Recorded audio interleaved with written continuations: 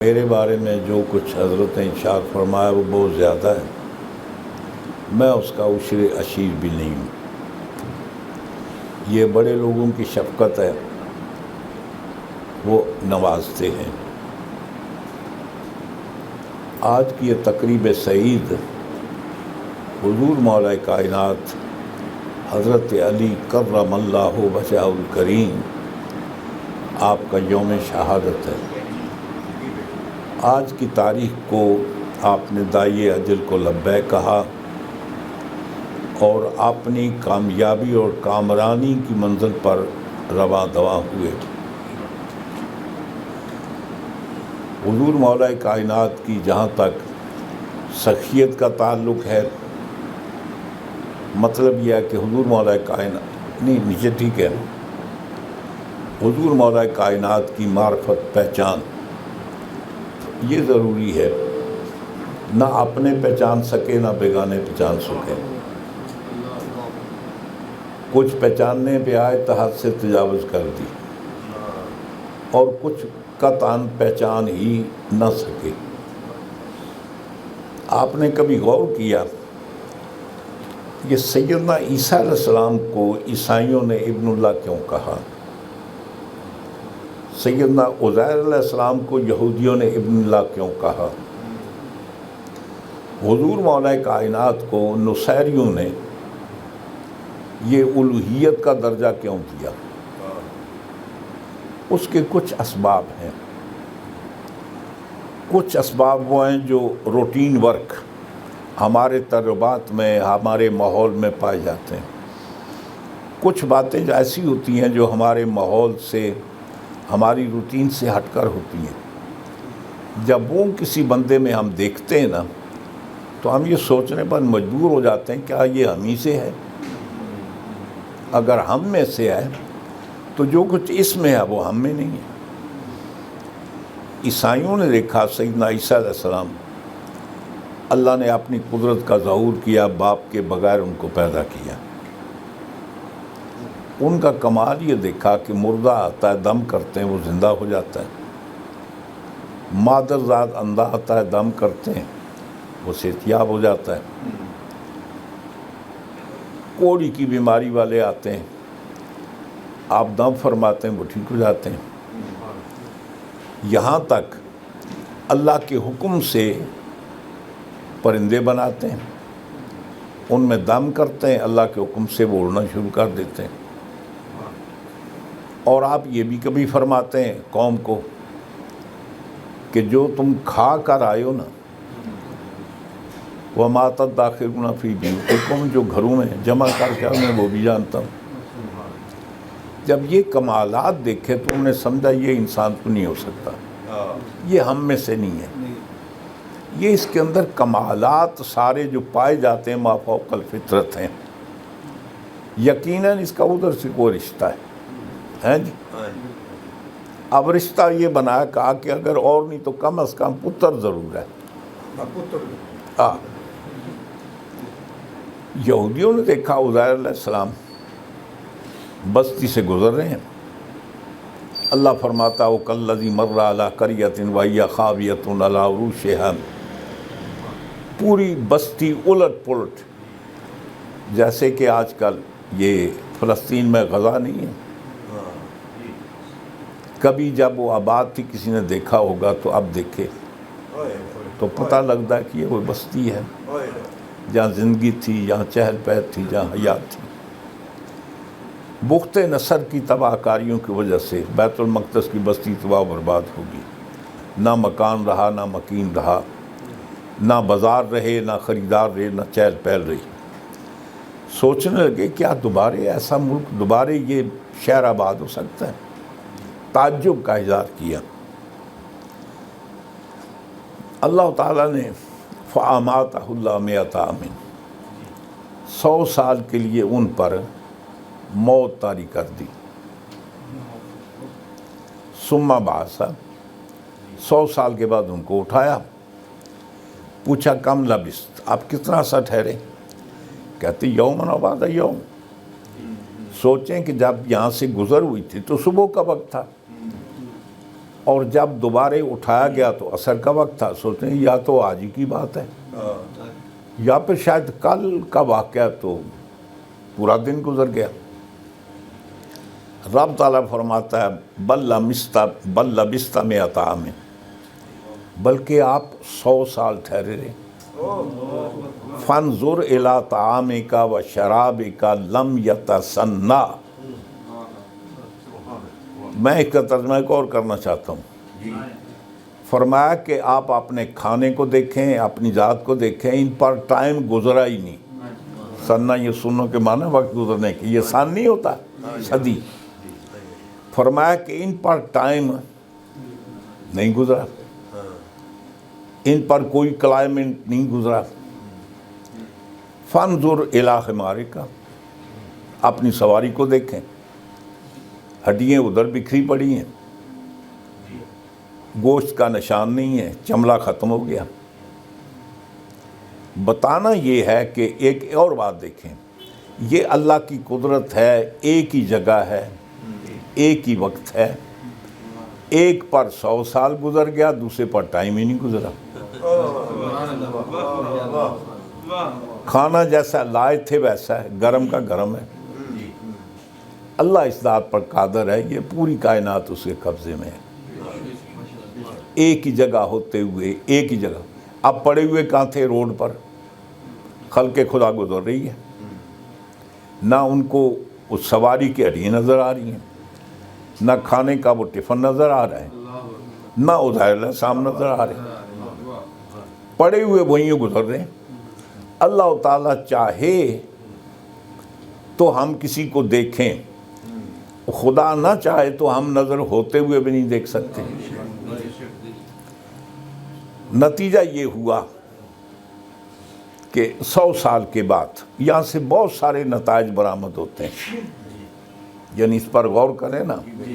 اللہ تعالیٰ فرماتا ہے کہ سننا یہ سننے کے معنی خراب ہونا, یعنی آپ کا کھانا خراب نہیں ہوا. جی, اس کا بہترین مطلب ہے کہ ان پر وہ کلائمیٹ نہیں گزرا. ہم نے اس کو چابی لگا دی, تو جہاں وہیں رہ, باقی صدی گزر گئی. جب یہودیوں نے ان کے اس کمالات کو دیکھا, 100 سال کے بعد اٹھ کر جاتے ہیں, بیٹا آپ سے عمر میں بڑا ہے, پوتا بھی آپ سے عمر میں بڑا ہے,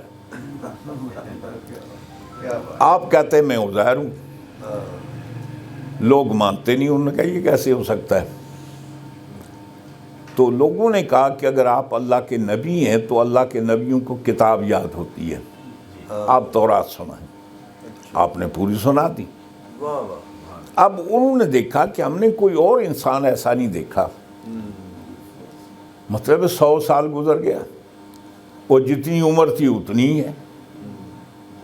یہ سارے مراحل دیکھے, سوچنے لگے یہ عام کوئی انسان نہیں ہو سکتا, اس کا رشتہ ادھر سے ہے. اگر زیادہ نہیں تو کم از کم بیٹا ضرور ہے. اور قرآن نقل کرتا ہے یہودیوں سے وکالت المسیح وکالت النصارى مسیح ابن اللہ, عزیر ابن اللہ. عیسائی کہتے ہیں کہ عیسیٰ علیہ السلام اللہ کے بیٹے ہیں, یہودی کہتے ہیں کہ عزیر علیہ السلام اللہ کے بیٹے ہیں. اب سرکار کا دور آیا, صحابہ کرام کا دور ہے. کسی نے سیدنا حضرت ابوبکر صدیق کی الوہیت کا دعویٰ نہیں کیا, سیدنا حضرت عمر کی الوہیت کا دعویٰ نہیں کیا, کسی اور صحابی کا. بڑے حضرات صاحب کمال تھے جنہوں نے سرکار کی بارگاہ میں صحبت پائی, تربیت پائی, حضور کے پیچھے نمازیں پڑھی, شب و روز حضور کی زیارت کی, جن کے بارے میں اللہ تعالیٰ فرماتا ہے السابقون السابقون. پہلا سابقون مبتدا ہے, دوسرا سابقون خبر ہے. فرمایا کہ جو پہلے ہیں وہ پہلے ہی ہیں, اولئک المقربون. اور یہ لوگ ہیں جو میری بارگاہ کے بڑے قریب ہیں, بڑی شانوں کے مالک ہیں. کلام پاک میں اللہ تعالیٰ فرماتا ہے السابقون من المہاجرین والانصار السابقون الاولون من المہاجرین والانصار ثم الذین اتبعوہم بإحسان. اللہ فرماتا ہے کہ وہ سبقت لینے والے صحابہ جو مہاجرین میں ایمان لائے، انصار میں ایمان لائے، فرمایا کہ اصل یہی لوگ ہیں. ان کے بعد جو آئے نا، وہ ان کے دور میں ہو یا بعد کے دور میں، وہ تابعی ہیں. والذین اتبعوہم بإحسان، جنہوں نے ان کی اتباع کی. کس کی؟ مہاجرین کی، انصار کی. یہ کس مرحلے کے تابعین ہیں؟ اس بات پر اس بات کا اتفاق ہے کہ جس دن سرکار نے ہجرت فرمائی، بوقت ہجرت جو مہاجرین حلقہ بگوش اسلام ہو چکے تھے، حضور کے ساتھ ہجرت کی، اور اس وقت تک جو انصار حلقہ بگوش اسلام ہو چکے تھے، یہ ان کا مرتبہ ہے.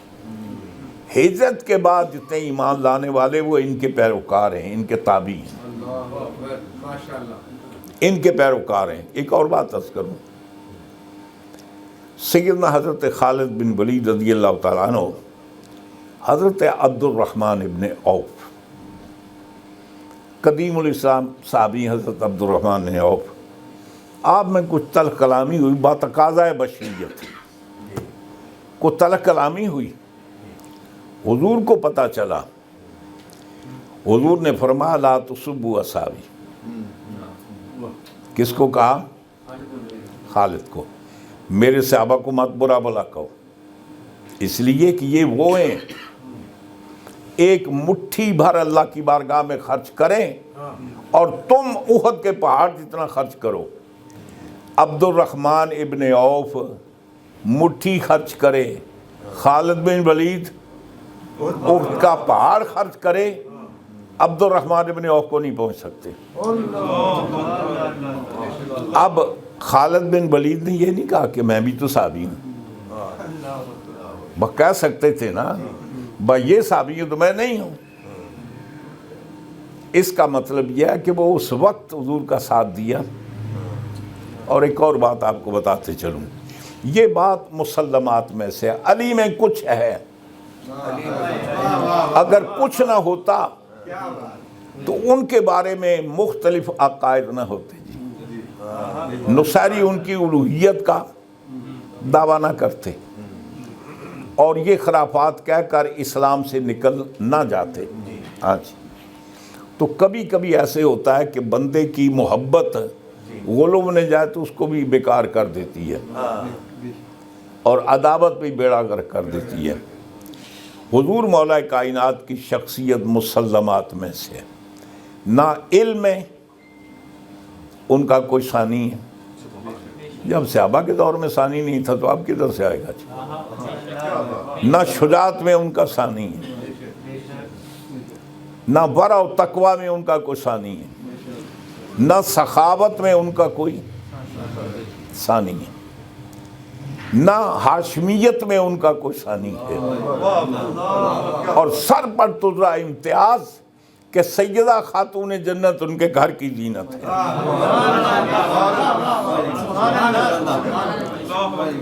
حضور کا ارشاد ہے، حضور نے فرمایا، ریاض النظرہ میں علامہ محب الدین طبری نے ایک روایت نقل کی ہے، وہ اس کے اسناد کی حیثیت کو ہو، متن کے لحاظ سے بالکل 100% صحیح ہے.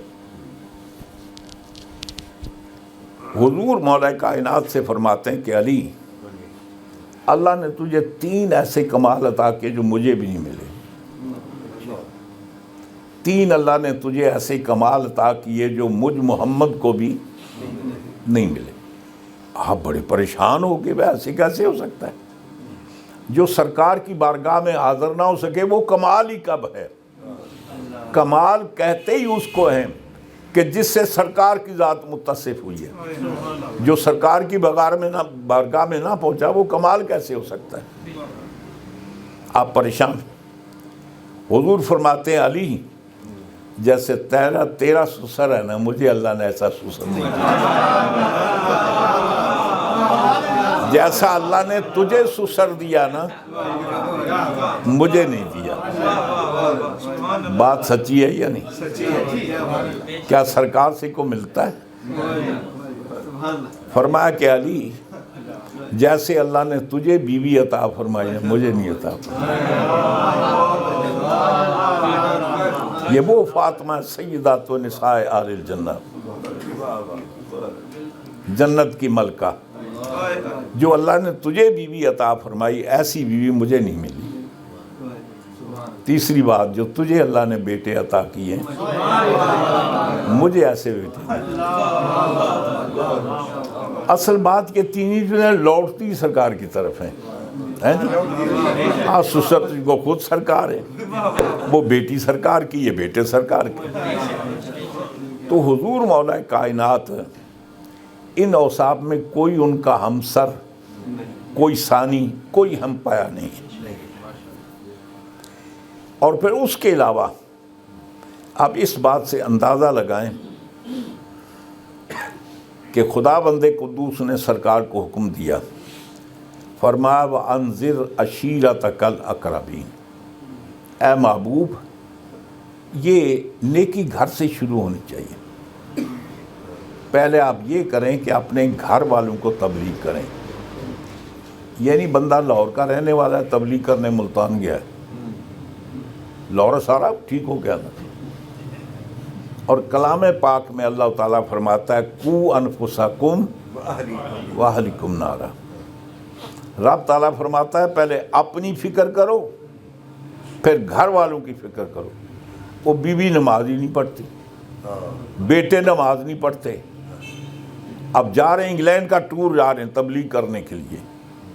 وہ آپ کو لطیفہ سنا دوں، وہ حضرت قبلہ صاحبزادہ فضل کریم صاحب رحمۃ اللہ علیہ، وہ آپ کے پنجاب کے وزیر اوقاف بھی رہے ہیں۔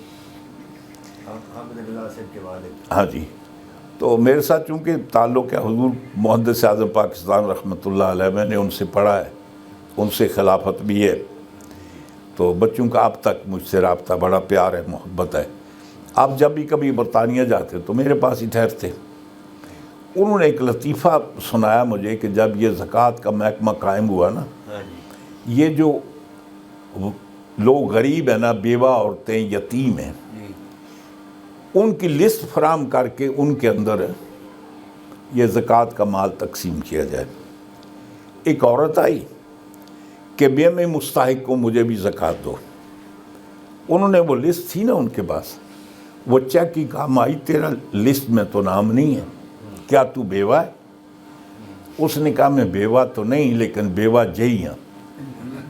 بیوہ جیسی ہے، ہاں جی، بیوہ تو نہیں پر بیوہ جئی ہیں۔ سوچنے لگے بیوہ کی اس طرح تو ہم نے سنی ہے، جئی والی اس طرح کدھر سے آئی؟ اس نے کہا 6 مہینے ہو گئے میرا خاوند تبلیغ میں گیا ہے، نہ جناب خرچہ دیتا نہ کچھ دیتا، بھوکی مر رہی ہوں، تو پھر بیوہ ہی سمجھو۔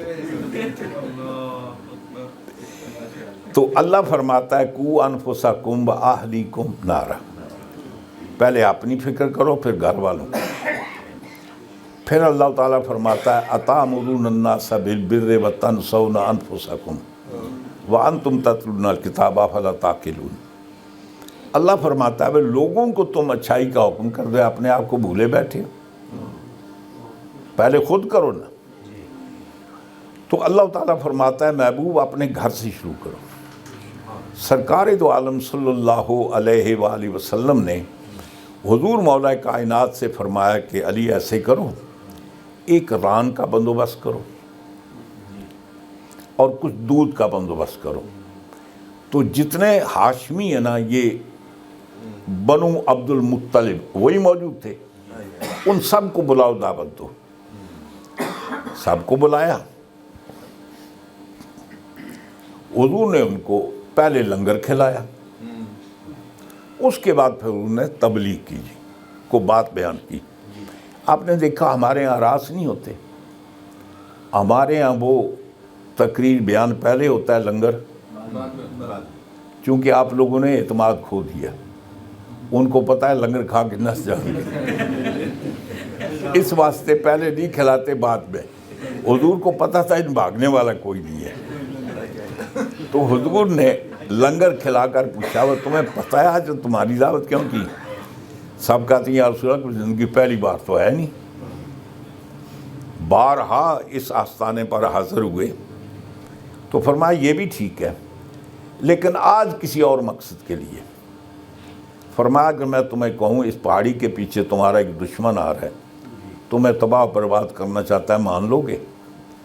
تو سب کہتے ہیں آپ جیسا صادق اور امین دیکھا ہی کوئی نہیں۔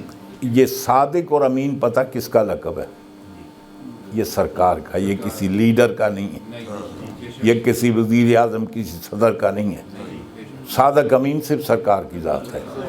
ہاں تو ہم ہر جی فلاں بڑا صادق امین ہے، فلاں بڑا صادق امین ہے، وہ صادق امین صرف سرکار کی ذات ہے۔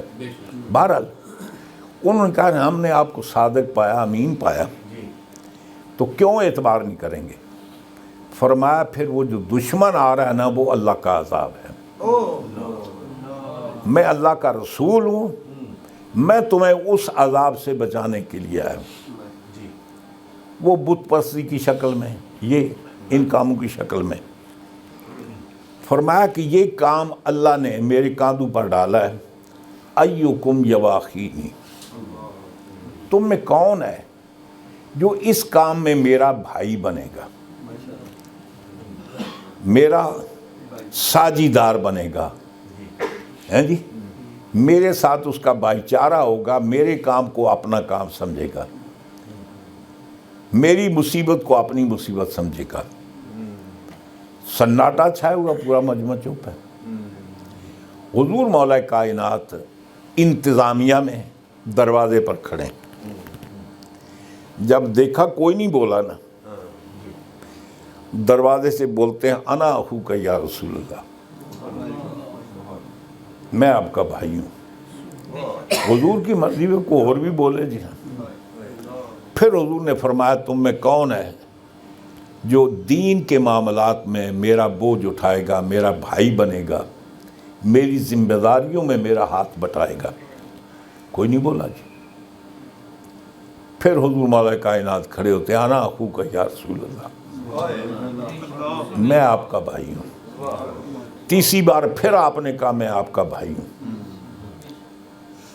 تو کچھ لوگ اس میں ابو جال جیسے بھی تھے، ابو لہب جیسے، اس نے کہا محمد اپنے کلمات کو واپس رہو، ہماری تلواریں نکل آئیں گی، اب آپ اپنے بتوں کی توہین برداشت نہیں کر سکتے۔ حضور مولا کائنات کہتے ہیں میری عمر چھوٹی ہے، میری پنڈلیاں پتلی ہیں، میں کمزور ہوں۔ جس نے تلوار کا نام لیا ہے نا، ایک دن تلوار لے کر اس کے دروازے پر آؤ، پھر میں دیکھتا ہوں کہ تلوار کا دھنی کون ہے۔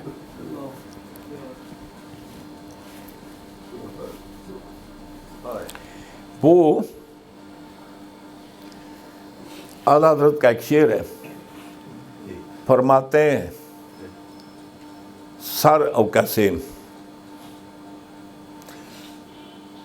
سر تلواروں کے جھکے رہتے ہیں میدان میں، ہاں بہر تسلیم علی، بہر تسلیم علی سر جھکے رہتے ہیں میدانوں میں۔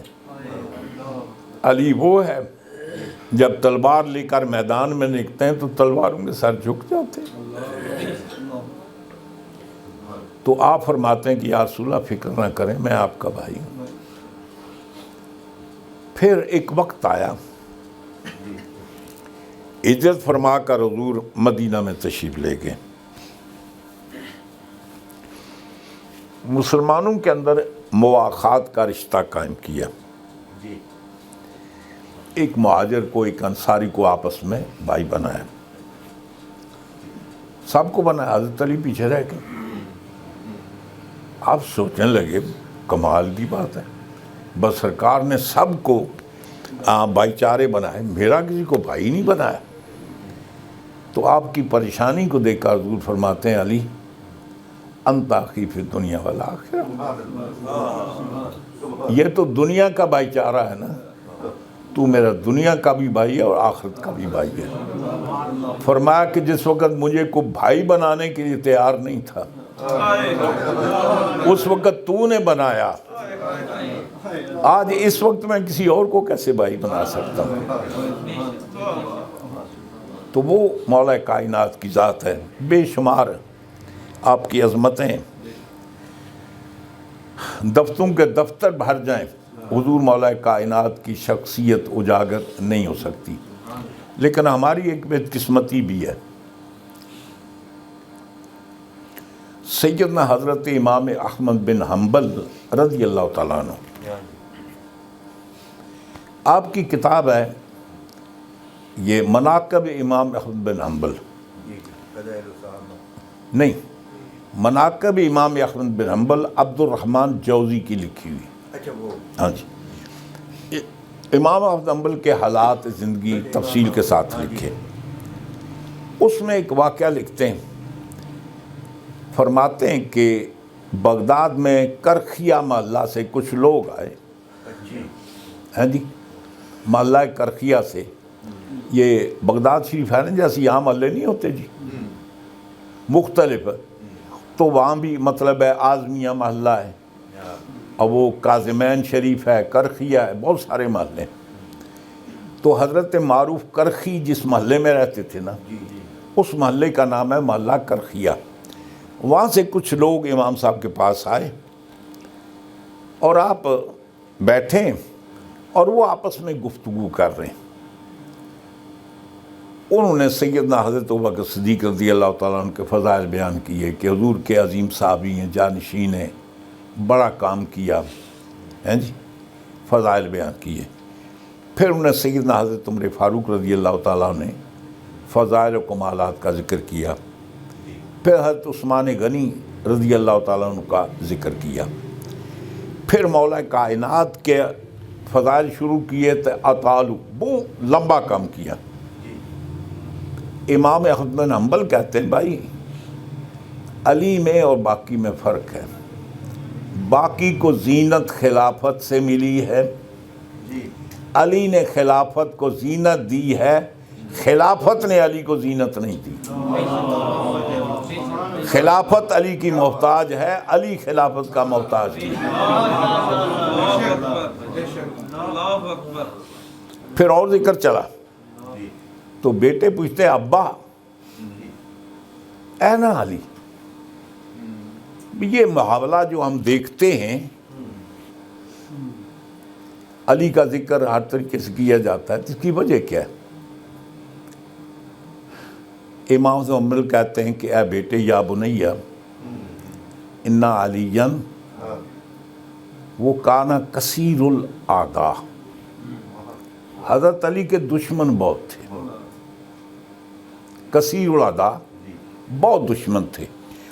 دشمن نے ٹل لگایا، کوشش کی علی سے کوئی عیب نکالیں، زندگیاں صرف کر دیں، علی کے اندر کوئی نقص، کوئی عیب نہیں فراہم کر سکے۔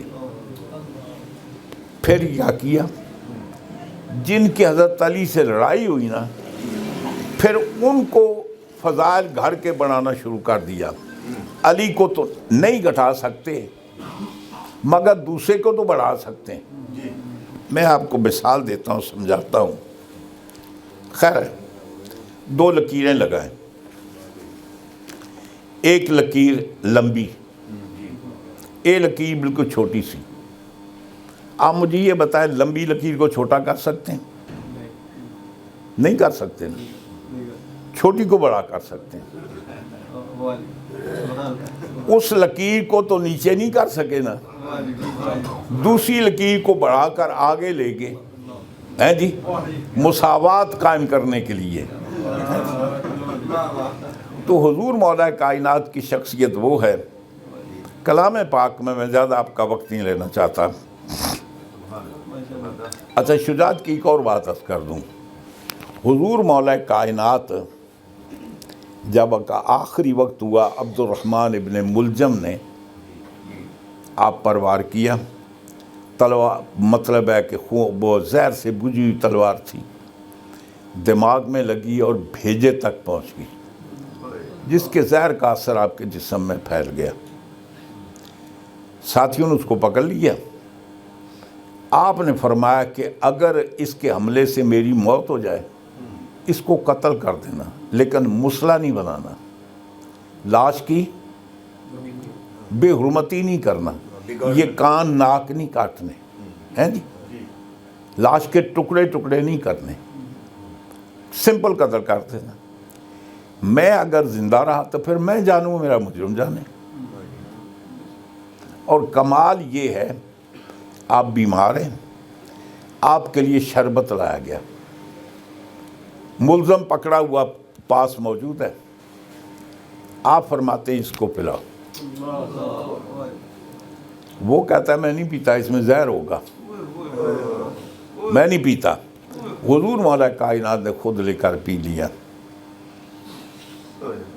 آپ نے فرمایا تیری بدقسمتی، اگر آج میرا دیا ہوا شربت پی لیتا تو علی کبھی آگے کوثر نہ پیتا جب تک تجھے نہ پلا دے، لیکن تیرے مقدر میں جو نہیں ہے، ہاں تیری قسمت میں نہیں ہے۔ بیٹوں کو وصیت فرمائی، ہزارہا لوگ میری تلوار سے قتل ہوئے۔ عرب کا کوئی قبیلہ ایسا نہیں ہے جس قبیلے سے دو چار آدمی، کوئی جنگ بدر میں، کوئی احد میں، کوئی احزاب میں، کوئی خیبر میں، کوئی بنی حوازن میں، کچھ مطلب ہے کہ غزوہ حنین میں، اور کچھ سرایا میں۔ حضور جب مدینہ تشریف لائے نا تو مدینہ کی حفاظت کے لیے آپ نے ٹولیاں مقرر کی۔ بچوں کے مشرکین مکہ پتہ کیا کرتے تھے؟ وہ آ کر اہل مدینہ کی بکریاں چوری کر لیتے تھے، اونٹ چرا کر لے جاتے۔ اب حضور نے فرمایا کہ ہماری وجہ سے ان پر افتاد آئی ہے تو ہمیں چاہیے کہ ہم ان کی حفاظت کریں۔ تو حضور نے اپنی زندگی میں کئی 100 سرایا بھیجے۔ یہ سدیہ ہوتا نا، پوشیدہ خفیہ کو بندہ بھیجنا حفاظت کے لیے، جمع اس کی سرایا، اور ایسا کوئی سرایا نہیں کہ جس کے اندر علی موجود نہ ہو۔ تو حضور مولا کائنات فرماتے ہیں کوئی قبیلہ ایسا نہیں، کوئی خاندان ایسا نہیں جس کے کچھ بندے میرے ہاتھوں نہ مرے ہوں۔ اور پھر جنگ جمل بھی ہوئی، صفین بھی ہوئی، نہروان بھی ہوئی، ہزاروں کی تعداد میں لوگ میری تلوار سے مرے۔ زندگی میں کوئی مجھ سے انتقام نہیں لے سکا، مجھے تلوار مار کر گرا کوئی نہیں سکا، میری تلوار کھا کر اٹھ کوئی نہیں سکا۔ ہاں جی، فرمایا کہ زندگی میں کوئی مجھ سے انتقام نہیں لے سکا، بہتر یہ ہے کہ میری قبر کو پوشیدہ رکھنا تاکہ میرے دشمن میرے جسم کی، میری قبر کی، میرے جنازے کی بے حرمتی نہ کریں۔ آپ کے صاحبزادوں نے آپ کی قبر کو پوشیدہ رکھا جی، اور یہی وجہ ہے کہ اس میں اختلاف ہے۔ بعض کہتے ہیں کہ مسجد کوفہ کے سین میں آپ کی قبر ہے، یہ بھی ہے کہ نجف اشرف میں آپ کی قبر ہے، اور یہ بھی ہے کہ آپ کی قبر کا پتہ ہی نہیں، اور پٹھان کہتے ہیں کہ زیارت میں ہے۔ افغانستان میں زیارت میں قبر بنی ہوئی ہے، روزہ بنا ہوا ہے، مشہور ہے کہ حضور مولا کائنات کا مزار ہے، مزار شریف جی، میں زیارت نہیں، مزار شریف اب آپ نے افغانستان میں آپ کی قبر کو پوشیدہ رکھا گیا، اس لیے کہ کوئی دشمن آپ کے جسم کی بے حرمتی نہ کرے۔ اور یہ کئی پشتوں تک سلسلہ جاری رہا، کئی پشتوں تک۔ حضرت حسنین کریمین نے اپنی اولاد کو بتا دیا ہمارے والد گرامی کی قبر فلاں جگہ ہے، وہ جب دنیا سے ہوئے تو انہوں نے اپنی اولاد کو بتا دیا، حتیٰ کہ یہ نوبت پہنچی سیدنا حضرت امام موسیٰ کاظم تک علیہ السلام، ان کا دور اور ہارون رشید کا دور ایک تھا جی۔ ہارون رشید کے دور میں ہارون رشید نے ان سے ایک بات پوچھی، جگہ بتائی، کہ مجھے یہ بات سمجھ نہیں آئی. میں نے ایک دفعہ باز کبوتر کے پیچھے چھوڑا, کبوتر فلاں جھاڑی میں جا کر بیٹھ گیا, وہ باز واپس آ گیا, اچھا آگے نہیں بڑھا, شکار نہیں کیا. نہیں کیا. فرماتے ہیں کہ ہرن کے پیچھے شیر لگا, ہرن اس جھاڑی کے پاس جا کر کھڑا ہو گیا, شیر پیچھے سے واپس چلا گیا.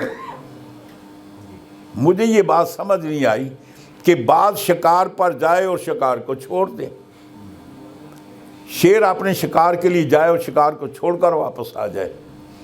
اس وقت جب موسیٰ کاظم علیہ السلام نے بتایا تمہیں پتہ ہے وہ جھاڑی وہ ہے جو حضرت علی کی قبر ہے.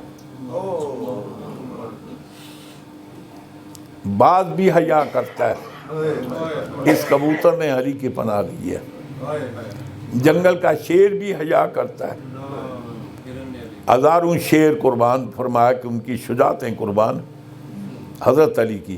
تو پہلی دفعہ حضور مولا کائنات کی قبر ہارون رشید نے بنائی. پھر لوگوں کو پتہ چلا کہ یہ حضور مولا کائنات کی قبر ہے.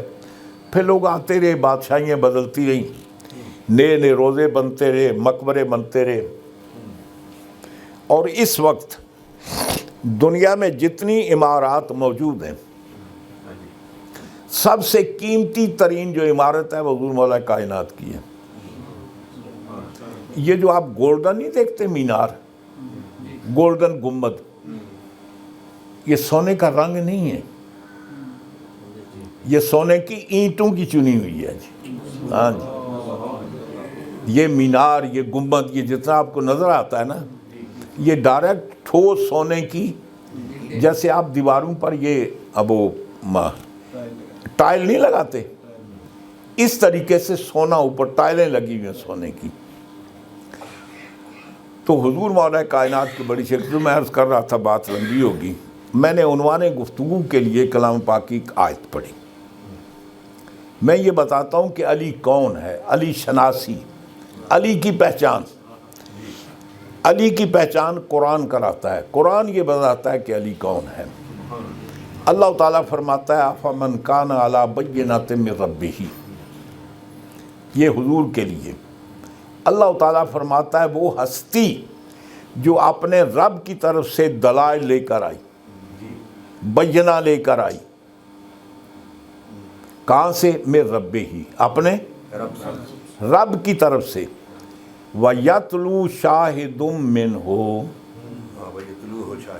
وَيَتْلُو, یہ تلا یتلو کے معنی سمجھتے ہیں؟ یہ جو ہم قرآن تلاوت نہیں کرتے, تلاوت کا مفہوم سمجھتے ہیں آپ؟ تلا یتلو کا معنی ہوتا ہے پیچھے پیچھے جانا. ہم جب کوئی کتاب پڑھتے ہیں, قرآن پڑھتے ہیں, تلاوت کرتے ہیں, پہلے کیا ہوتا ہے, ہم حروف دیکھتے ہیں نا جی, پھر اس کے پیچھے پہلے نظر ہوتی ہے, اس کے پہ زبان ہلتی ہے. اب جو حافظ قرآن پڑھتے ہیں وہاں تو قرآن نہیں ہوتا جی, وہاں بھی ہوتا ہے. حفاظ کرام یہ کرتے ہیں کہ جب پڑھتے ہیں نا الحمدو, وہ تصور میں پورا پیج پورا لکھا ہوا نظر آتا ہے, الحمدو ایسے ہے, رب العالمین ایسے ہے. اور یہی وجہ ہے کہ اکثر جو حفاظ ہیں وہ جب انہوں نے کلام پاک جس قرآن پر حفظ کیا نا, ساری زندگی منظر کے لیے وہی رکھتے ہیں. اب اس کی وجہ یہ ہے کہ بعض کلام پاک ان کی 15 لائنیں ہوتی, 16 لائنیں ہوتی, بعض کی 18 لائنیں ہوتی ہیں. آپ نے 18 لائن والے کلام پاک پر یاد کیا تو اب آپ کو پتہ ہے کہ یہ جو لفظ ہے یہ فلاں صفحے کے اوپر ہے, یہ درمیان میں ہے, یہ نیچے ہے. وہ پورا منظر آپ کے سامنے آتا ہے اور مصلی پر پڑھ رہے ہوتے ہیں. تو تلاوت کے معنی ہوتے ہیں پیچھے پیچھے جانا. اب بینہ لے کر حضور کو کس نے بھیجا؟ اللہ نے بھیجا. اب تصدیق کرنے والا بھی اللہ کی طرف سے ہونا چاہیے. تصدیق مثلا جو محکمہ لیٹر ایشو کرتا ہے, اب یہ لیٹر کریکٹ ہے یا نہیں, تصدیق کون کرے گا؟ اسی محکمے کا آدمی. تو رب تعالیٰ فرماتا ہے وَيَتْلُوهُ شَاهِدٌ مِّنْهُ, حضور کے پیچھے پیچھے ایک گواہ آیا تصدیق کرنے والا. کہاں سے؟ منہ, اللہ کی طرف سے, جس نے بینہ پر رسول کو بھیجا اسی نے اس کی شہادت کے لیے گواہ بھی بھیجا۔ حضور مولا کائنات کی ذات وہ ہے، یہ قرآن ہے۔ حضرت علامہ ثناء اللہ پانی پتی رحمۃ اللہ علیہ، آپ کی تفسیر ہے تفسیر مظہری، حضرت کے پاس بھی ہوگی، عربی میں بھی ہے، اردو میں اس کا ترجمہ بھی ہے۔ سورہ ہود کی آیت نمبر 17 کے تحت لکھتے ہیں، آپ فرماتے ہیں بینہ سے مراد سرکار کی ذات ہے، اور شاہد منہ سے مراد مولا علی مراد ہیں۔ اور پھر آگے ایک اور بات فرماتے ہیں، آپ فرماتے ہیں کسی بھی صحابی کو جو ولایت ملی وہ علی سے ملی جی۔ حضرت ابوبکر صدیق کو ولایت ملی علی سے، حضرت عمر فاروق کو ولایت ملی علی سے، عثمان غنی کو ولایت ملی، تمام صحابہ کو ولایت، چونکہ محکمے نہیں ہوتے جی۔ مثال کے طور پر ایک ملک کا ہوتا ہے چیف ایگزیکٹو، پھر اس ملک کے اندر کئی ڈپارٹ ہوتے ہیں، محکمہ تعلیم ہوتا ہے، خزانے کا محکمہ ہوتا ہے، ریلوے کا محکمہ ہوتا ہے، اور دفاع کا محکمہ ہوتا ہے، خارجہ کا محکمہ ہوتا ہے، داخلہ، متعدد محکمے ہوتے ہیں۔ آپ کو یونیورسٹی قائم کرنا چاہتے ہیں، فنڈ کی ضرورت ہے، تو آپ وزیر اعظم کے پاس جائیں گے یا وزیر خزانہ کے پاس؟ وہ ڈپارٹمنٹ اس کا ہے نا جی۔ تو یوں سمجھیے کہ سرکار دو عالم صلی اللہ علیہ وسلم نے نبوت کا ڈپارٹمنٹ اپنے پاس رکھا، ولایت کا ڈپارٹمنٹ علی کو دے دیا۔ نبوت کا فیضان میرے در سے، ولایت تیرے در سے۔ فرمایا کہ جس کو بھی ولایت ملی وہ کس سے؟ علی کے در سے۔ یا ایک اور بات لکھتے ہیں، وہ کہتے ہیں جو شیخین کو لوگ کہتے ہیں نا کہ حضرت علی افضل ہے، ان کی افضلیت کی کوئی اور وجہ ہے، تو اس کا ذکر کرنے میں شرم کیا ہے جی؟ نہ دیکھے نا جی، بیان نہیں کیے، کوئی اور وجہ، وجہ بیان کرو نا جی، وجہ ہوئے تھا۔ ہمارے یہاں عقائد کی کتابیں، حضرت علامہ سعد الدین تفتازانی رحمۃ اللہ علیہ کی شرح عقائد نسبی، مفاضل صحابہ کا ذکر کرتے ہوئے تو ذکر کرتے ہیں کہ خلفاء کی جو افضلیت ہے وہ ترتیب خلافت کے طور ہے۔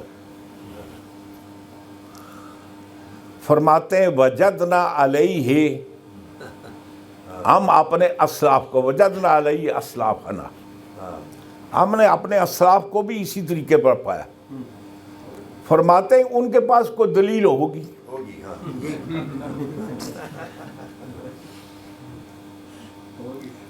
یعنی یہ بغیر دلیل تو کب چل رہا ہے، تو کہتے ہیں ان کے پاس کوئی دلیل ہوگی، اور اس کا ذکر کیوں نہیں جناب؟ بتاؤ نا یہ دلیل ہے۔ تو کبھی کبھی معاملہ گول مول کرنا ہو نا تو ایسے بھی ہوتا ہے۔ ہمارے بڑے بڑے بزرگ بھی آپ کچھ نہ کریں، وہ کہتے نا وہ عیب بزرگاں گرفتن خداس، وہ بھی ہے۔ ہمارے یہاں بڑے بڑے محدثین، ان کے پاس فلاں بندہ آیا ہوا تھا، اس کی موجودگی میں ایک بندے نے حضور مولا کائنات پر سب و شتم کی۔ ایک صحابی بولے کہ بس تمہاری موجودگی میں یہ بکواس کر رہے، تم اس کو منع کیوں نہیں کرتے؟ جس نے روایت کی اس کو پتہ ہے نا گورنر کون تھا جی، فلان کون تھا۔ ایک گول مول کی جو پوزیشن ہے بڑی پرانی چلی آ رہی۔ بہرحال عرض یہ کر رہا تھا کہ ولایت، منبع ولایت حضور مولا کائنات کی ذات ہے۔ یہ آپ کو بات میں نے کس کی پیش کی؟ قاضی ثناء اللہ پانی پتی۔ ان کے پردادا پیر حضرت شیخ احمد سرہندی مجدد صاحب، آپ کی کتاب ہے مکتوبات شریف۔ ایک ہوتی ہیں بزرگوں کے ملفوظات اور ایک ہوتے ہیں مکتوبات۔ ملفوظات یہ ہوتے ہیں کہ بولنے والا اور ہے، لکھنے والا اور ہے، اس میں غلطی ہو سکتی ہے، بولنے والے نے اور بولا، لکھنے والے نے اور لکھ دیا۔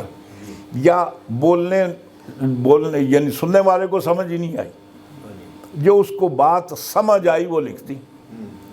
یہی بات ہے کہ جو ہمارے پاس جتنا حدیث کا ذخیرہ ہے نا وہ روایت بالمعنی ہے جی، ملفوظات ہے، روایت باللفظ نہیں ہے۔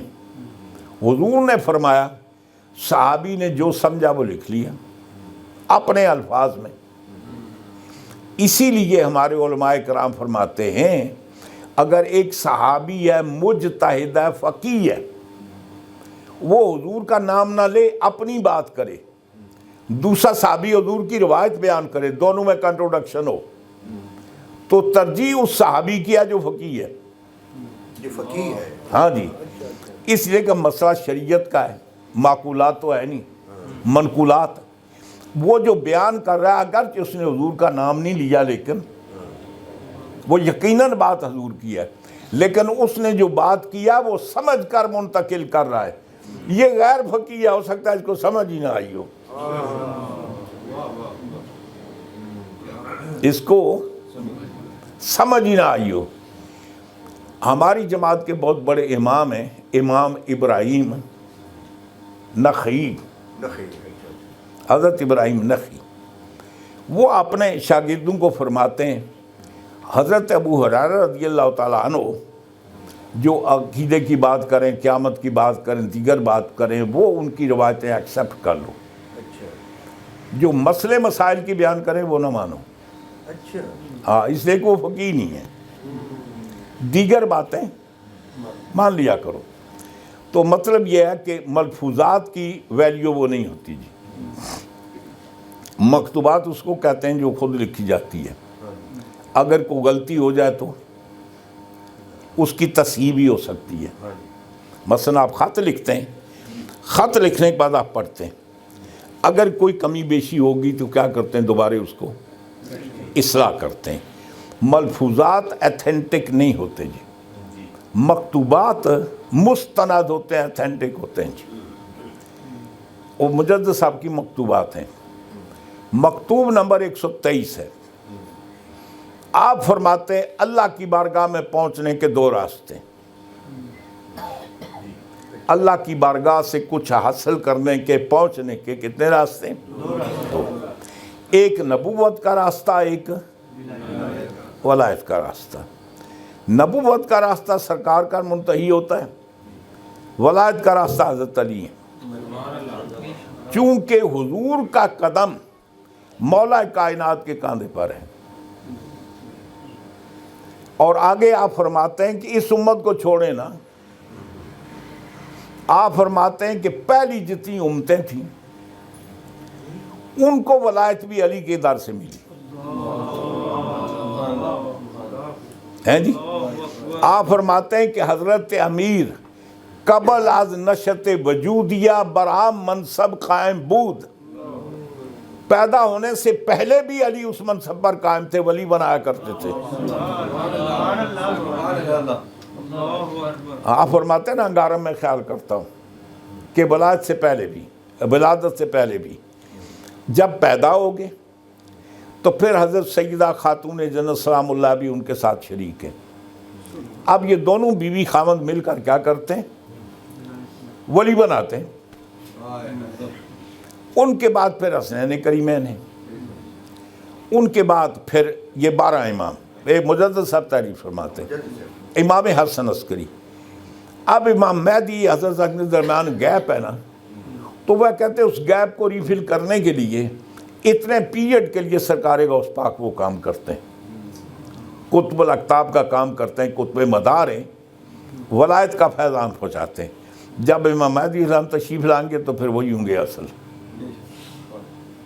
یہ کون کہہ رہا ہے؟ مجدد صاحب۔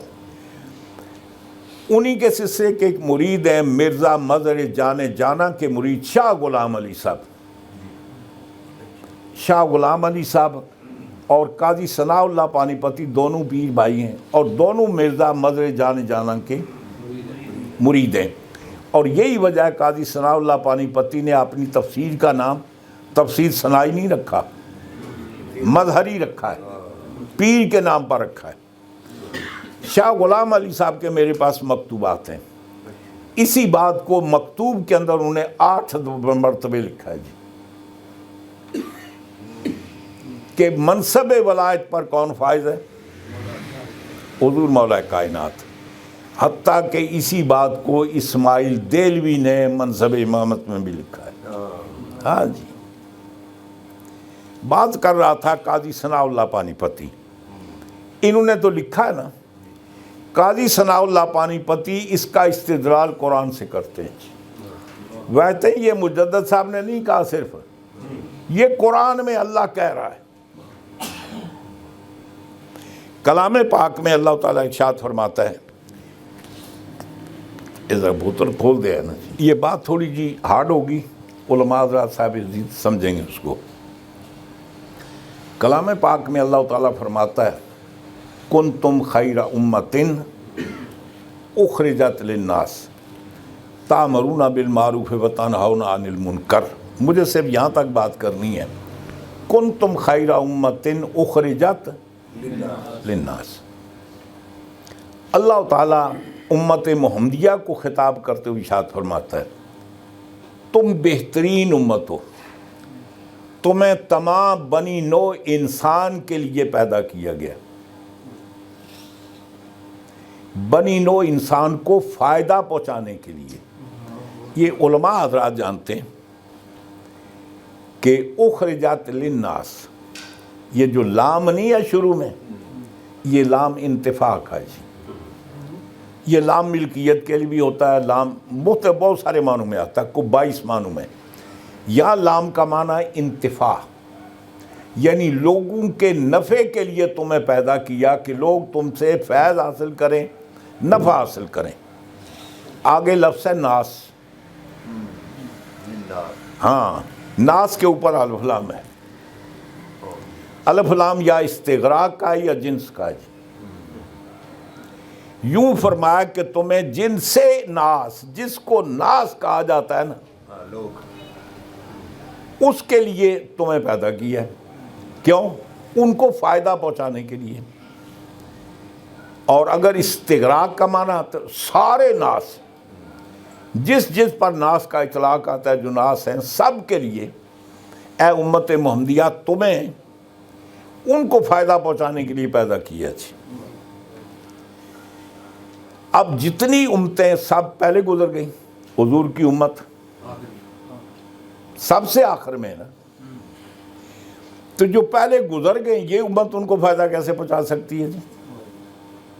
ماں فاتحہ کے اور تو کاری کوئی نہیں سکتے نا جی. ہاں، زیادہ زیادہ یہ کر سکتے ان کے لیے فاتحہ پڑھ لیں، اور تو فائدہ نہیں پہنچا سکتے. لیکن یہ قرآن ہے، یقیناً فائدہ پہنچتا ہے. وہ پھر کیسے؟ اس کا ایک اور بات آپ کو سمجھاتا ہوں. یہ بات سمجھانے سے پہلے کلام پاک میں اللہ تعالیٰ ارشاد فرماتا ہے، اللہ فرماتا ہے وَإِذْ أَخَذَ اللَّهُ مِيثَاقَ النَّبِيِّينَ لَمَا آتَيْتُكُم مِّن كِتَابٍ وَحِكْمَةٍ ثُمَّ جَاءَكُمْ رَسُولٌ مُصَدِّقٌ لِّمَا مَعَهُ لَتَأْمِنُنَّ وَلَتُؤْمِنُنَّ بِهِ وَلَتَنصُرُنَّهُ. لمبی آیت ہے. اللہ تعالیٰ فرماتا ہے کہ جب ہم نے نبیوں سے میثاق لیا. ایک وعدہ ہوتا ہے، ایک عہد ہوتا ہے، ایک میثاق ہوتا ہے جی. وعدہ سمپل بات، کسی نے کہا کہ آپ کل میرے پاس آنا، آپ نے کہا آؤں گا. ایک ہوتا ہے عہد پختہ، بھائی یقیناً آؤں گا. ایک ہوتا ہے میثاق. میثاق کا مادہ استحقاق ہے وثق یثق، وثوق، پختگی. اس کو ان ریٹن شیپ میں لائیں گے، لکھیں گے، گواہیاں بھی ڈلیں گی کہ کل ایک منکر نہ جائے. تو اللہ تعالیٰ فرماتا ہے کہ ہم نے نبیوں سے میثاق لیا، اور یہ فرمایا کہ تم دنیا میں جاؤ گے، ثم جاءکم رسول، تمہارے پاس ایک عظیم الشان رسول آئے گا. یہ علماء کی بولی ہے، جو تنوین ہے نہیں، یہ تعظیم کی ہے. بڑی شان والا رسول آئے گا. مصدق لما معکم، وہ تمہاری تصدیق کرے گا، اپنی گوگی نہیں لگائے گا. یہ ساری خرابی پچھلی حکومت دی ہے. ہاں، یہ سارا کام وہ کر گئے، یہ سارا کام وہ کر گئے. یہ تو لطیفہ سنا. ایک وزیر لوکاں نے ایجیٹیشن کیتا جناب، پوری قوم نکل آئی جناب. اے جو اشر تسی بنگلہ دیش نہیں دیکھا جی، سری لنکا، وہ ایسا معاملہ پوری قوم نکل آئی جناب تے. اقتدار چھوڑنا پیا. اس نے خط لکھیا، وہ بعد ہی آنے والا جڑا وزیر سی نا اس واسطے خط لکھیا، ایک خط تو کھولنا نہیں، تیرے تے اگر کوئی مصیبت دا وقت آئے نا اس وقت خط کھولی تیری مدد دے گا. اس نے کہا ٹھیک ہے جی. دعا، نیا بندہ آ گیا، اقتدار ہو گیا جناب. اب ایک وقت ہے اس دے خلاف بھی ایجیٹیشن شروع ہو گیا جی. بڑا پریشان. پھر اس نے خط کھولیا، خطے چ لکھیا سی وہ اس طرح کر، حکومت چھوڑ دے تو ایک اور خط آن والے واسطے لکھ دے، یہ جو کچھ کیتا پچھلے کیتا میرا کوئی قصور نہیں. تو خط لکھ، یہ جو خرابی یہ پچھلی حکومت کر گئی ہے میرا کوئی قصور نہیں. یہ لکھ جاوے جیڑا کم پچھلے کیتا ہے تو اب وہ اس سے کر. رب تعالیٰ فرماتا ہے مصدق لما معکم، یہ تمہارا دستور ہے، اللہ کا نہیں. وہ نبی وہ آئے گا جو تمہاری تصدیق کرے گا. آدم علیہ السلام برحق ہیں، نوح علیہ السلام اللہ کے سچے ہیں، سارے نبیوں کی تصدیق کرے گا. پھر آگے اللہ تعالیٰ فرماتا ہے پھر حق بنتا ہے نا جی جو تمہاری تصدیق کرے. لا تؤمنن بی ولا تنصرن، ضرور بضرور اس نبی پر ایمان بھی لانا اور اس کی مدد بھی کرنا. رب تعالیٰ فرماتا ہے اقررتم، ڈو یو ایگری، یعنی آپ اقرار کرتے ہیں. قالوا اقررنا، سب نے کہا باری تعالیٰ ہم اقرار کرتے ہیں. رب تعالیٰ فرماتا ہے صرف اقرار کافی نہیں ہے، فاشہدوا، ایچ ادر گواہ ہو جاؤ. اب کم و بیش 1,24,000 ہیں، ایک مشہود ہے تو باقی سارے شاہد ہیں، لیکن ٹوٹل تعداد کمی ہو گئی نا. وہ ایک مشہود ہے، ایک دے حق وچ گواہی ہے، باقی سرکار مشہود ہے نا.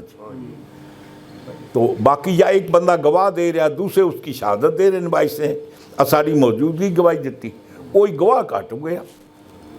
اللہ تعالیٰ فرماتا کوئی گل نہیں، قاضی منصب قضا پر ہوتا ہے، وہ گواہ نہیں ہوتا، لیکن محبوب کی خاطر ہمیں گواہ بننا پڑا تو پڑیں گے. وَأَنَا مَعَكُم مِّنَ الشَّاهِدِينَ، میں بھی گواہ ہوں کہ میرے سامنے آپ نے اس کا اقرار کیا. رب تعالیٰ نے وعدہ لیا ایمان بھی لانا اور مدد بھی کرنا. حضور کے آنے سے پہلے نبی تو سارے اللہ کو پیارے ہو گئے جی، اپنا اپنا وقت گزار کے. اب جو وعدہ اس کا ایفا کیسے ہو؟ اللہ تعالیٰ نے فرمایا کہ پوری جماعت ہی کم از کم ایک نمائندہ تو ہونا چاہیے نا، ایک. تو رب تعالیٰ فرماتا ہے اس پوری جماعت نے وعدہ کیا تھا وہ تو اپنے اپنے وقت میں قد خلت من قبل رسل، وہ تو چلے گئے. ایک بندہ باقی رکھنا ہے. عیسیٰ نے کہا عیسیٰ ایسا کر رہے ہیں تینوں میں آسمان سے اٹھا لے رہا، میرے کو لا جا. اللہ تعالیٰ نے عیسیٰ علیہ السلام کو اٹھا لیا کہ تجھے دوبارہ جب جانا ہے کہ جب حضور آ چکے ہیں. ان کے بعد پھر تو نے جو پوری جماعت نے وعدہ کیا تھا اس کی نمائندگی کرنی ہے. عیسیٰ علیہ السلام دوبارہ تشریف لائیں گے اپنے پورے انبیاء کرام کی نمائندگی کرنے کے لیے ایک بندہ ہونا چاہیے. حضرت ثناء اللہ پانی پتی فرماتے ہیں یہ جو فرمایا نا کہ اخرجت للناس، اگر سارے نہیں ایک بندہ ضرور ہونا چاہیے کہ جو پورے بنی نوع انسان کو فائدہ پہنچائے جی. علامہ قاضی ثناء اللہ پانی کہتے ہیں وہ علی ہے. ہاں وہ علی ہے.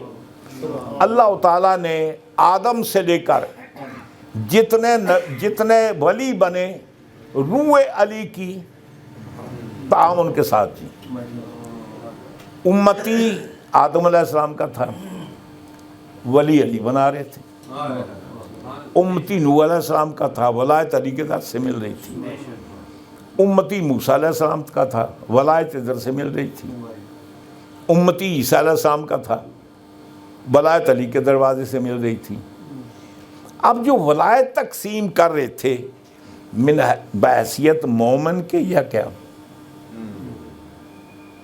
جو ولی تقسیم کرتا ہے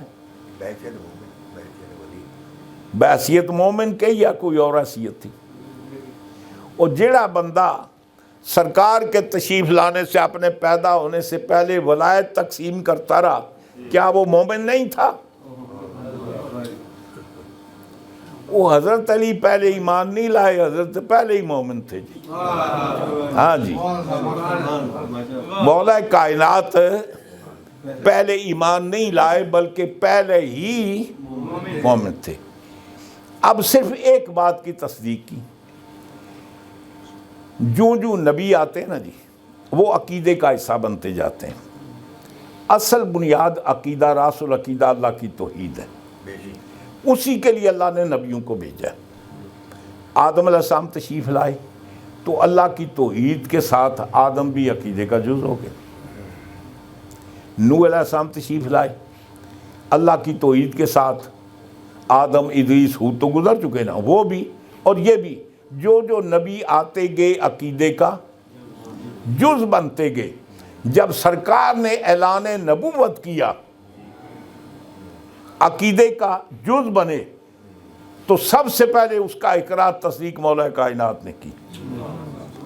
اسی کو قرآن بیان کرتا ہے جی، وَشَاهِدٌ بَيَتْلُو وَشَاهِدٌ مِّنْهُ. تو یوں سمجھیے کہ امتی وہ تھے ولایت مولا کائنات تقسیم کر رہے تھے. تو اب یہاں سے ایک اور بات بتاتا ہوں. یہ جو ہمارے یہاں کہتے ہیں بچوں میں فلاں ایمان لائے، بوڑھوں میں فلاں لائے، عورتوں میں فلاں، عورتوں میں فلاں میں فلاں میں، یہ تفصیل ادھر میں نہیں جاتا، بات لمبی ہو جائے گی. اتنی بات کافی ہے کہ حضور مولا کائنات پہلے ایمان نہیں لائے بلکہ پہلے ہی مرتبہ ایمان پر تھے، اور اس کی وجہ ہے. اب سیدنا حضرت ابوبکر صدیق رضی اللہ تعالیٰ عنہ کی تربیت کہاں ہوئی؟ ان کے والدین کے گھر میں. حضرت عمر فاروق والدین کے گھر میں، حضرت عثمان غنی، گردے کے تمام کی تربیت کہاں ہوئی؟ ان کے والدین کے گھر میں.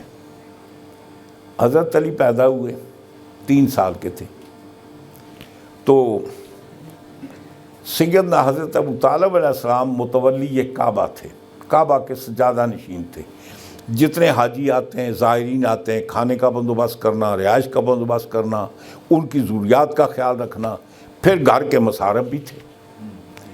حضور نے حضرت عباس سے ذکر کیا کہ چچا ایک کام نہ کریں، ہم اپنے چچا حضرت عبد المطلب کا بوجھ ہلکا کریں. حضرت نہیں، حضرت ابو طالب کا بوجھ ہلکا کریں. اچھا وہ پہنچے جناب، انہوں نے کہا بھائی اس نظریے سے آئے. آپ نے فرمایا عقیل کو تو رہنے دو نا، گھر میں کوئی بندہ کام کرنے کا ہونا چاہیے، باقی تمہاری مرضی. حضرت جعفر طیار کو حضرت عباس لے کر چلے گئے، سرکار حضرت علی کو حضور لے کر چلے گئے. کتنی عمر ہے؟ 3 برس. پہلے بھی اسی گھر میں تھے. حضرت علی فرماتے ہیں کہ حضور ننگے پیٹ پر مجھے لٹاتے تھے. ننگے پیٹ پر؟ ہاں، ننگے پیٹ پر مجھے لٹاتے، مجھے کھجوریں چبا کر میرے منہ میں ڈالتے ہیں جی، چبا کر ڈالتے، اور میں حضور سے چھوٹی چھوٹی باتیں پوچھتا رہتا، حضور بتاتے رہتے، اور جب میں چپ ہو جاتا حضور خود بتانا شروع کر دیتے. کہ آپ کہتے ہیں کہ میں حضور کے ساتھ ایسے ہی تھا کل فصیل ام ہی، جیسے کہ اونٹنی کا بچہ ہر وقت اونٹنی کے پیچھے رہتا ہے جی. میری حیثیت سرکار کے لیے وہ تھی.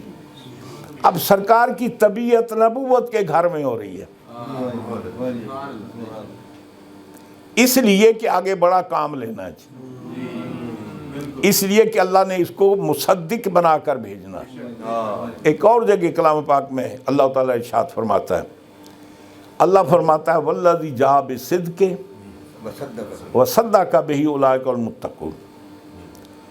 سید محمود آلوسی تفسیر روح المعانی 3 روایتیں نقل کی، فرماتے ہیں والذی جاء بالصدق سے مراد جبریل ہے، وہ قرآن لے کر آئے، وصدق بہ سے مراد سرکار کی ذات ہے، آپ نے تصدیق کی۔ دوسری روایت والذی جاء بالصدق سے سرکار مراد ہے، صدق بہ سے علی مراد ہے۔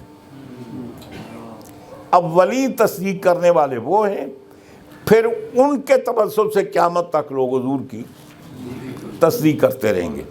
تیسری روایت یہ لکھتے ہیں کہ یہ آیت معراج کے عنوان پر نازل ہوئی کہ جب حضور معراج سے واپس آئے، بہت سارے صحابہ معراج کا واقعہ سنا مرتد ہو گئے جی۔ تو جب مسلمان مرتد ہو رہے تھے، ابو جہل نے حضرت ابوبکر صدیق کو یہ واقعہ بتایا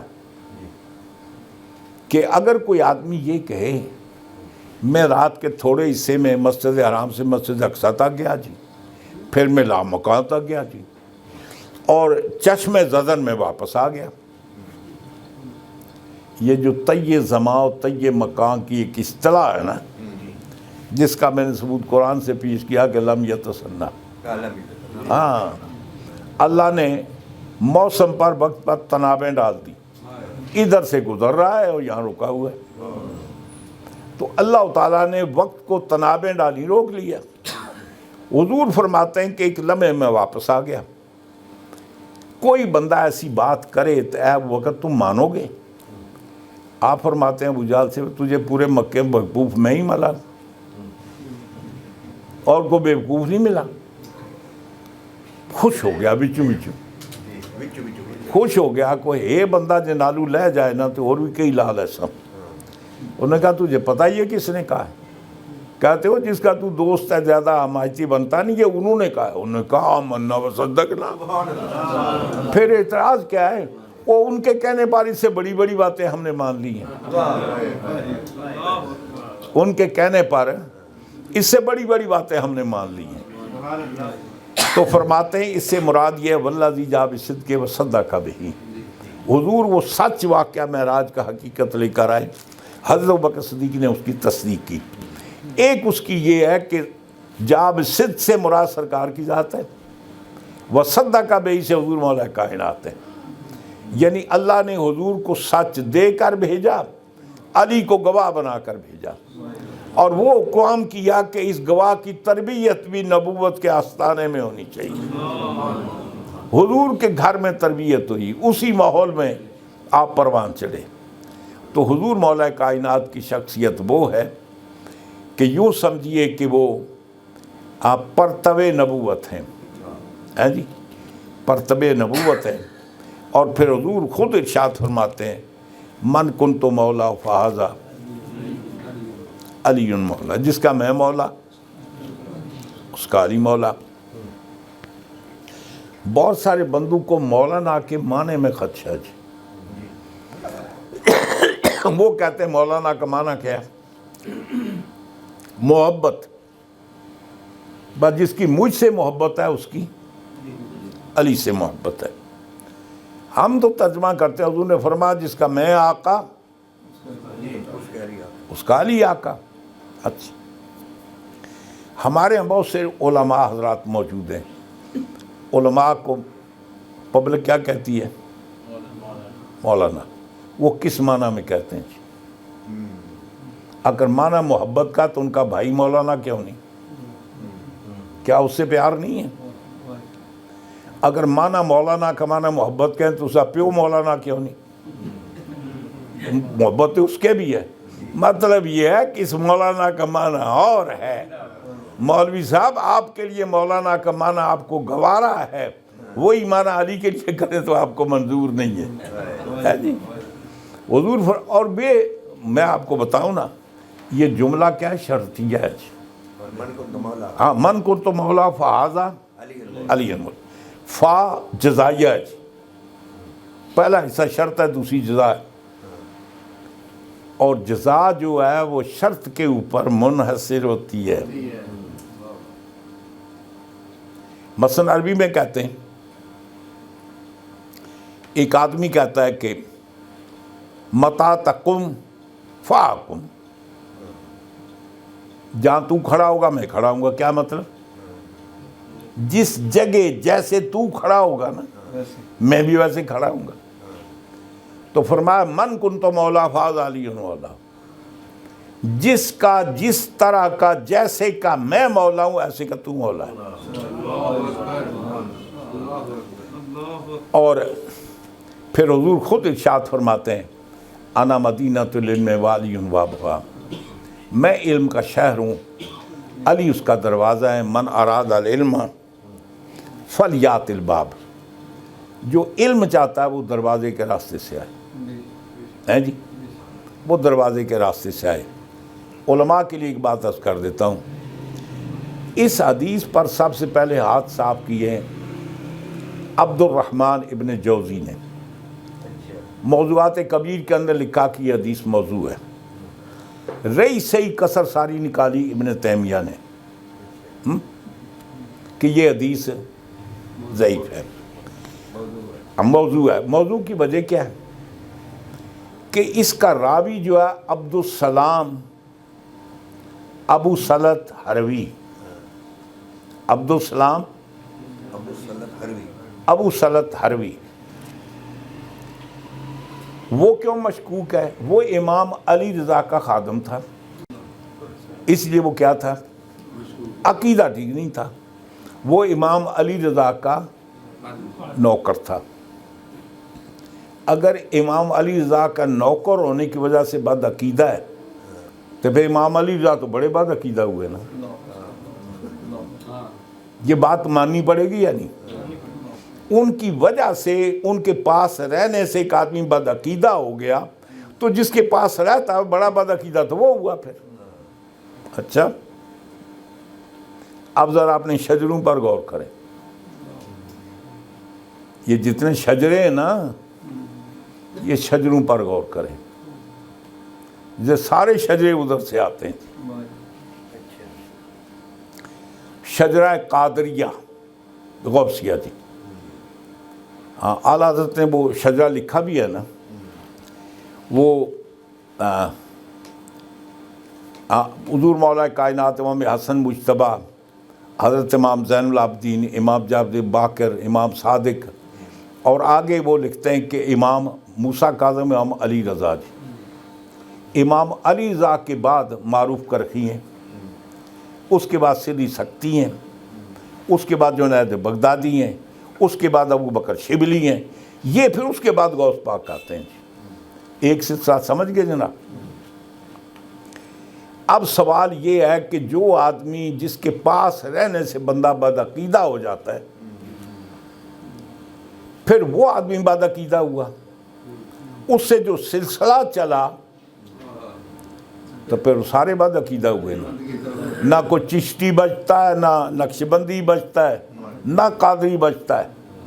ایک اور آپ کو بات بتا دوں، سلسلہ عالیہ نقشبندیہ کی 3 برانچز ہیں. 3 برانچز ہیں، 2 نہیں، ایک ثابت نہیں، 2 ثابت ہیں. اور 2 جو ثابت ہیں وہ دونوں حضرت امام علی رضا سے ہیں. جی، امام علی رضا، اس کے بعد معروف کرخی، اس کے بعد فارمدی وغیرہ آگے جاتی ہیں. ایک سلسلہ یہ ہے کہ حضرت ابوبکر صدیق سے ان کے خلیفہ کون ہیں؟ سلمان فارسی. سلمان فارسی 32 میں فوت ہوئے، 32 ہجری. ان کے خلیفہ قاسم بن محمد 36 میں پیدا ہوئے. جی، پیر 4 سال پہلے پیدا ہو گیا، مرید 4 سال بعد جمع. اس کے آگے پھر امام جعفر صادق ہیں. ان کے بعد پھر کون ہے؟ باجی بستامی. امام جعفر صادق کل فوت ہوتے ہیں 148 میں. باجی بستامی کب پیدا ہوتے ہیں؟ 178 میں. کتنا فرق ہے؟ امام جعفر صادق 148 میں فوت ہو جاتے ہیں اور باجید بستامی 178 میں پیدا ہوتے ہیں، 40 سال بعد جی۔ پھر آگے ابو الحسن خرقانی ہیں جی۔ باجید بستامی یہ 261 میں یا 66 میں فوت ہوتے ہیں اور 300 کچھ میں یہ ابو الحسن خرقانی پیدا ہوتے ہیں۔ تقریباً کو 60-70 سال کا بھی چو گیپ ہے جی۔ اب سوال یہ ہے کہ کہتے نہیں اصل قبروں سے وہ فیض لیا ہے۔ ایک تو سلسلہ ہوتا ہے اویسی، یعنی پیر کو نہ دیکھا اور پیر سے فیض حاصل کیا۔ حضرت اویس کرنی مولا علی کے مرید تھے، جنگ صفین میں شہید ہوئے۔ وہ یہ اس کا آپ کو کس نے کہا کہ اویس کرنی کا پیر کوئی نہیں تھا؟ وہ حضرت علی کے مرید تھے، ان کے ساری زندگی ساتھ رہے، جنگ صفین میں شہید ہوئے جی۔ کوڑے مچے نے سلسلہ ویسیہ بنایا۔ اب یہ ہے کہ حضرت قاسم بن محمد نے یہ کیا کہ حضرت سلمان فارسی کی قبر سے فیض لیا، یعنی وہ زمانہ نہیں پایا نا، تو اس سلسلے میں فیض کس سے لیا؟ سلمان فارسی کی قبر سے۔ یہ کہاں رہتے ہیں؟ مدینہ میں۔ سلمان فارسی کی قبر کہاں ہے؟ مدائن میں۔ مدائن میں نا۔ وہ جب مدینہ میں حضور کی قبر موجود ہے ان سے کیوں نہیں لیتے؟ حضرت ابوبکر صدیق وہاں موجود ہے، ان سے کیوں نہیں؟ وہ مدائن میں کیا لینے گے تھے؟ تو دراصل یہ خواب کے سلسلے نہیں ہوتے۔ سلسلہ نقشبندیہ برحق ہے، لیکن اس کی 2 برانچیں جس کے اندر وہ بالمتبع ملتا ہے جی، یعنی حضور مولا کائنات ہیں، آپ کے بعد آپ کے امام حسین ہیں، ان کے بعد امام زین العابدین ہیں، ان کے بعد حضرت امام باقر ہیں، امام جعفر صادق ہیں، امام موسیٰ کاظم ہیں، امام علی رضا ہیں۔ یہاں سے پھر یہ علادہ ہو جاتا ہے، چشتی سلسلہ بھی، نقشبندی بھی، اور ایک سلسلہ حبیب تائی، حسن بصری کے بعد وہ حبیب تائی کا آتا ہے، وہ آگے جا کر مل جاتے ہیں اب اپنے معروف کرخی سے جی، آگے پھر سلسلہ چلتا ہے، متصل ہے۔ تو عرض کرنے کا مقصد یہ ہے کہ تمام سلاسل ہمارے جتنے موجود ہیں، سلسلہ عالیہ نقشبندیہ، سلسلہ عالیہ قادریہ، سلسلہ عالیہ سہروردیہ، سلسلہ عالیہ چشتیہ، یہ تمام سلاسل حضور مولا کائنات سے ملتے ہیں جی۔ تو آپ یوں سمجھیے کہ جیسے سرکار منبع ولایت ہیں، منبع نبوت ہیں، حضور مولا کائنات منبع ولایت ہیں، انہی کے دم قدم سے ولایت یہ قائم ہے۔ اللہ اپنے حبیب کے صدقے مجھے اور آپ کو حضور کی ہر نسبت سے پیار کرنے کی توفیق عطا فرمائے۔ حضور کے صحابہ کرام، حضور کے اہل بیت اطہار، ہر ایک کی نسبت سرکار سے ہے جی۔ صحابی کا مرتبہ کیوں ہے؟ کہ وہ حضور کے ساتھی ہیں۔ اہل بیت کا مرتبہ کیوں ہے؟ حضور کی اولاد ہے۔ اب حضرت خاتون جنت کو حضور سے علادہ کریں، ویلیو رہتی ہے؟ حسنین کے کریمین حضور کے بیٹے نہ ان کو ویلیو رہتی ہے؟ حضور مولا کائنات حضور کے داماد نہ ان کو ویلیو رہتی ہے؟ یہ سارے جتنے بھی مراتب ہیں سرکار کے مرہون منت ہیں، سرکار ہی کے لنک، سرکار ہی کی وجہ سے اللہ مجھے اور آپ کو اس بات کے توفیق عطا فرمائے کہ ہم سرکار کے ہر لنک، ہر نسبت کا لحاظ کریں۔ اور اس میں بات یہ ہے کہ ہر طبقے میں فرق مراتب ہوتا ہے۔ وہ نہیں میاں نور جمال تک کھوتا گدا سب الال، سب الال، یہ مطلب نہیں ہے۔ نبیوں کے اندر بھی فرق مراتب ہے۔ قرآن کہتا ہے تلک الرسل فضلنا بعضهم علی بعض منہم من کلم ورفع بعضهم درجات۔ یہ یقینی ہے کہ نبیوں میں فرق مراتب ہے۔ حضور کی ذات کو چھوڑ کر نبیوں میں یہ یقینی نہیں ہے کہ کون کس سے افضل ہے۔ قطعی نہیں، ما سوائے رسول نبیوں سے افضل ہیں، رسولوں سے 5 اولو العزم افضل ہیں، نوح علیہ السلام، ابراہیم علیہ السلام، موسیٰ علیہ السلام، عیسیٰ علیہ السلام سرکار، وَأَفْضَلُهُمْ، حضور سب سے افضل ہیں۔ اب ان کو چھوڑ کر قطعیت کے ساتھ کون نبی کس سے افضل ہے آپ اس کا قول نہیں کر سکتے۔ یوں ہی صحابہ کرام کے زمان فرق مراتب ہے، لیکن قطعیت کے ساتھ نہیں کہہ سکتے کون افضل ہے کون مفضول ہے، سب کا احترام ضروری ہے۔ اسی طریقے سے انبیاء کرام ہو گئے، سب چیزوں کے اندر کبھی کبھی فرق مراتب ہے، لیکن کون کس سے افضل ہے اس کو نہ اللہ نے بتایا نہ اللہ کے نبی نے بتایا۔ تو اللہ تعالی ہمیں اس بات کی توفیق عطا فرمائے کہ ہم حضور کی ہر نسبت کا ادب کریں، احترام کریں، رسپیکٹ کریں۔